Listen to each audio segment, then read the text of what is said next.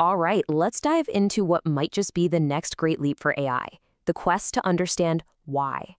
You see, today's AI is incredible at telling you what's happening. It can spot patterns like nobody's business. But the real game changer, that's when it can explain the cause behind the effect. We're talking about moving from just seeing correlations to truly understanding causation. And that, well, that's the key to unlocking genuinely intelligent systems. So let's get right to the heart of the problem. We all know large language models are amazing, but they've got this one fundamental, sometimes pretty dangerous flaw. As this survey points out, they're prone to hallucination. And that's really just a nice way of saying they can confidently make stuff up.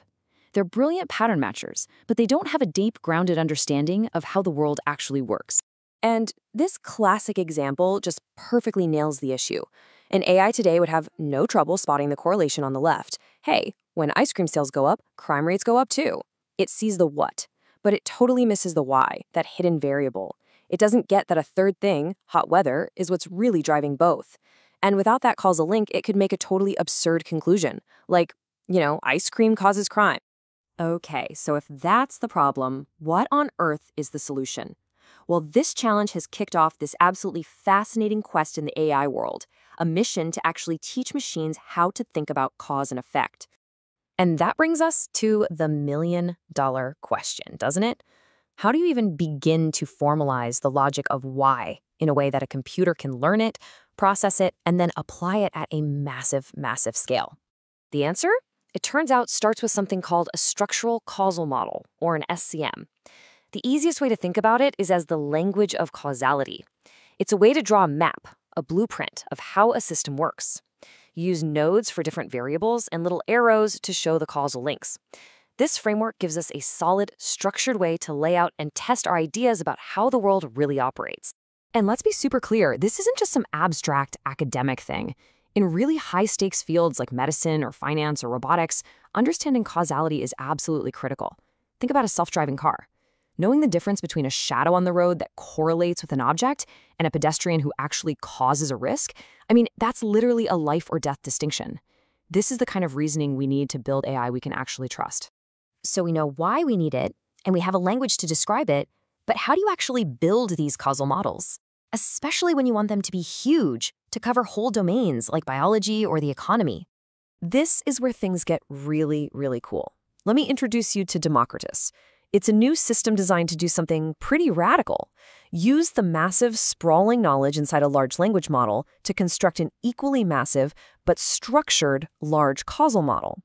The goal is to turn the LLM's giant list of facts into a coherent, computable map of cause and effect. The real genius here is the pipeline. See, Democritus doesn't just ask an LLM, hey, give me a causal graph. No, it uses the LLM as a kind of discovery engine. First, it gets the LLM to break down a big topic into smaller pieces. Then, it has the LLM ask itself causal questions about each piece and generate answers. Those answers get turned into a giant graph, and then, and this is the crucial last step, another specialized AI looks at the shape and structure of that graph to refine all the connections and make the model even better. And when we say large causal models, we are not kidding. Just to give you a sense of the scale here, one of the experiments they ran to map a piece of biology resulted in a causal graph with, get this, over 36,000 different variables.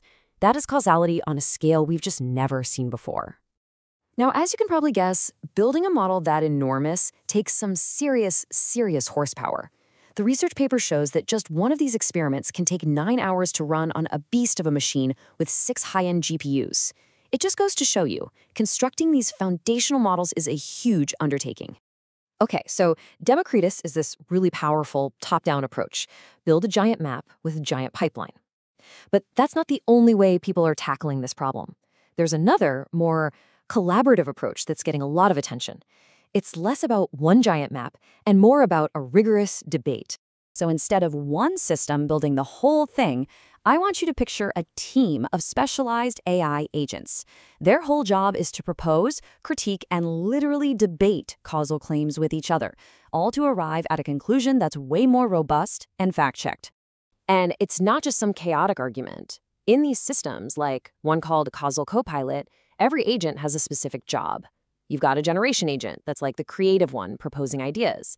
Then an extraction agent organizes those ideas properly. And then, most importantly, you have a factuality judge agent that plays the skeptic, challenging weak arguments and verifying all the claims. It's basically a system of checks and balances, built right into the AI.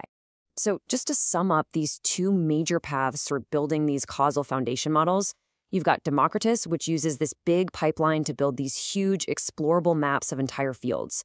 And then you have the multi-agent systems, which create this interactive, dynamic process that's perfect for digging deep into specific problems and making sure the answers are factually solid.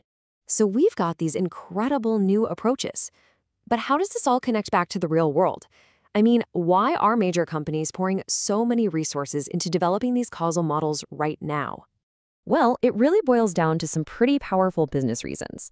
First, companies have these super specialized problems that a generic, off-the-shelf AI just can't touch. Second, they need models that are transparent enough to explain their reasoning, especially for meeting tough regulations.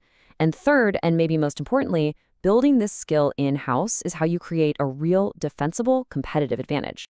And we're already seeing this stuff in action. Take Amazon's Nova 2.0 model. It's not just yanking text from a document. It does what they call intelligent extraction. It uses its reasoning to know that a US zip code is supposed to have 5 digits, so if it only sees 4, it can flag a potential error instead of just blindly pulling the wrong data. It's a simple example, but it's a powerful form of this kind of causal thinking. This brings us to a really sharp point from an industry report. The real reason companies are investing so heavily in their own custom causal models is actually pretty simple. If a generic AI could solve their core business problem, well, they might not have a business for very long. Owning this deeper causal understanding is becoming essential to innovate and, frankly, to survive. So as we're standing right on the edge of AI that can finally reason about why things happen, it leaves us with one last big thought to chew on. Once we have a tool that can truly untangle the complex web of cause and effect in medicine or climate science or economics, what are the very first, most urgent problems we should ask it to solve? Something to think about. Thanks for tuning in.